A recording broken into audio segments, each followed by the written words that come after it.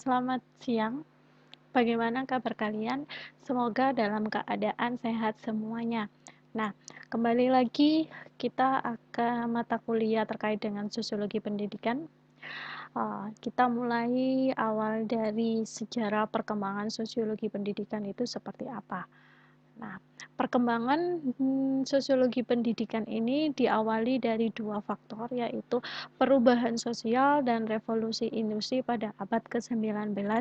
Bagaimana seorang sosiolog itu melihat sebuah sosiologi pendidikan, perannya seperti apa dalam dunia pendidikan sosial yang realistik dalam konteks sosiologi pendidikan, di mana di sini ada tiga tokoh. Yang pertama yaitu ada Lester Farnworth dan John Dewey, di mana ini adalah seorang sosiolog, tetapi mereka memiliki berbeda-beda kajiannya. Sedangkan Lester Farnworth ini adalah sosiologi murni asli dari Amerika, sedangkan John Dewey dia adalah fokus kajiannya yaitu terkait dengan filosofi dan psikologi dan pendidikan. Nah, bagaimana John Dewey melihat sebuah perkembangan sosiologi pendidikan itu dimulai dari dua faktor, yaitu perubahan struktur masyarakat. Mengapa perubahan struktur masyarakat ini akan terlihat ketika seseorang atau masyarakat itu memberikan pendidikan untuk anaknya. Itu pasti berbeda-beda antara individu satu dengan individu yang lain. Mereka akan melihatnya dari perspektif mereka sendiri. Nah, yang kedua yaitu kajiannya pada anak yang tinggal di kota. Mengapa John Dewey lebih memfokuskan kajiannya pada anak yang tinggal ke kota? Karena mereka memiliki sikap yang sangat acuh. Acuh di sini yaitu mereka tidak peduli terhadap masyarakat yang atau lingkungan yang ada di sekitarnya. Padahal yang namanya setiap individu itu akan selalu membutuhkan atau uh, selalu membutuhkan orang lain. Nah, sedangkan Emil Durkheim itu pendidikan bukan hanya satu bentuk. Nah, maksudnya seperti apa? Nah, bentuk suatu pendidikan ini ya tergantung kepada setiap individu, hampir sama kepada apa yang dinyatakan oleh John Dewey tadi. Nah, sarana untuk mengembangkan kesadaran individu dengan adanya sebuah sekolah itu menurut Emil Durkheim dia akan membentuk suatu sarana atau disiplin yang utuh. Artinya di sini bagaimana seseorang individu itu dapat berkembang dan melakukan sosialisasi dan interaksi antara satu dengan yang lainnya. Nah, bagaimana menurut pengertian sosiologi di sini? Sosiologi pendidikan adalah kajian sosiologi yang digunakan untuk memecahkan masalah yang dihadapi oleh pendidikan yang sangat fundamental. Nah, itu fundamental di sini, jadi mereka tidak hanya kepada fokus pada siswa yang ada di kelas atau dalam implementasi pendidikan, tetapi mereka bagaimana anak ini menerima pendidikan, bagaimana respon orang tua dalam dunia pendidikan ketika anak ikut dalam suatu pembelajaran atau kegiatan pembelajaran yang ada di kelas. Nah, menurut Frank J. Milford, ini menyebutkan terkait dengan pengertian sosiologi. Inti dari sosiologi pendidikan adalah studi ilmiah dari interaksi sosial menyinggung lembaga pendidikan atau lembaga persekolahan. Jadi bagaimana antara sekolah satu dengan sekolah yang lainnya itu bisa bekerja sama dan mengembangkan bagaimana menciptakan sebuah sekolah atau program yang diberikan oleh sekolah untuk anak atau siswanya ini dapat berkembang sesuai dengan kebutuhan yang ada di masyarakat.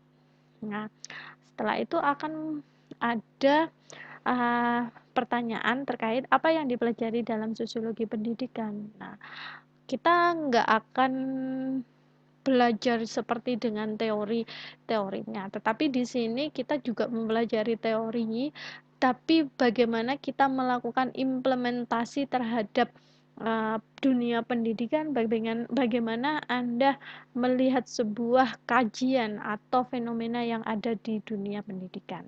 Nah, kemarin kan saya sudah juga menjelaskan terkait dengan perkembangan sosiologi sedikit yang menjelaskan bahwasanya terjadinya sebuah perdebatan dalam sosiologi pendidikan itu akan memiliki makna yang sangat berbeda. Pertama, adanya golongan yang terlalu menitik beratkan pandangan pendidikan daripada sosiologinya. Nah, yang kedua, golongan applied educational sociology yang terdiri dari ahli sosiologi yang memberikan dasar pengertian sosiokultural untuk pendidikan.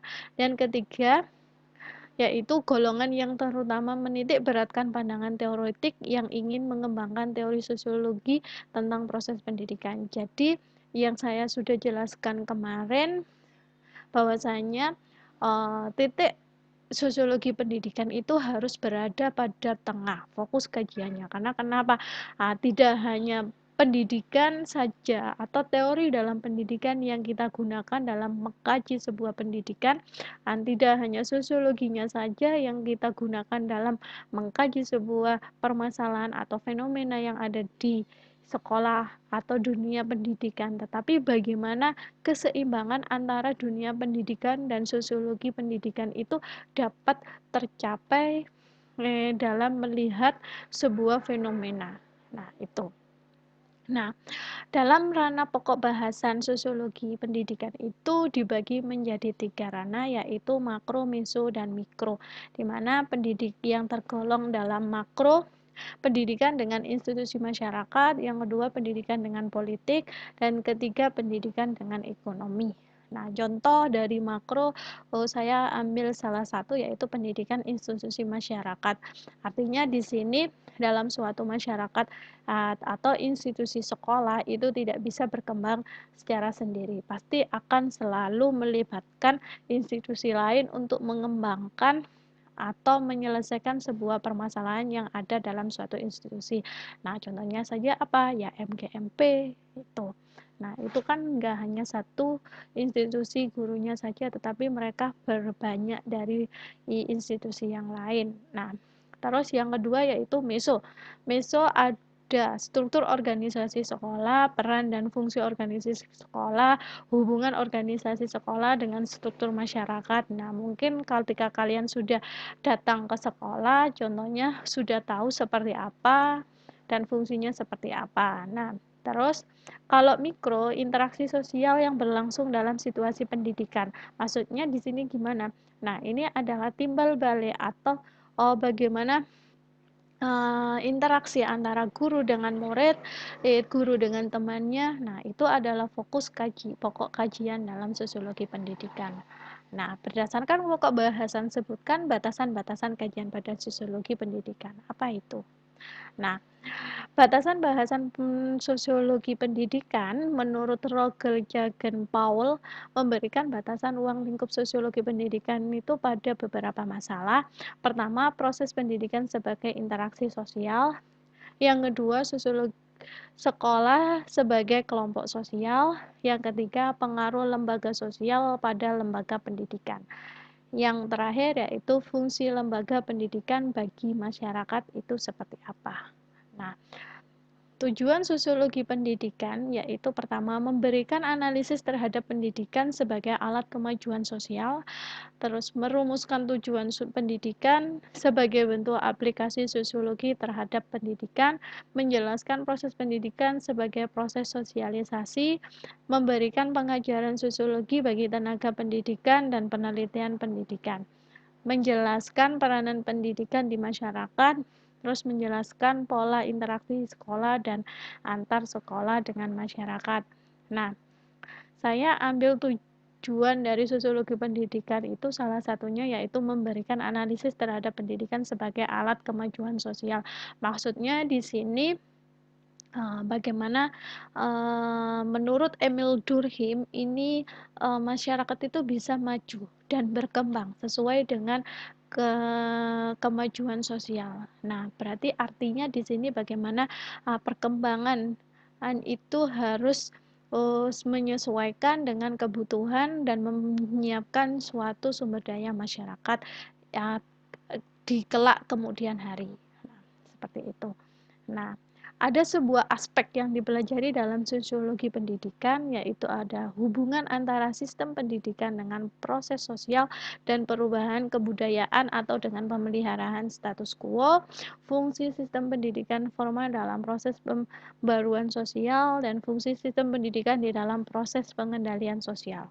Hubungan antar sistem pendidikan dengan pendapat umum.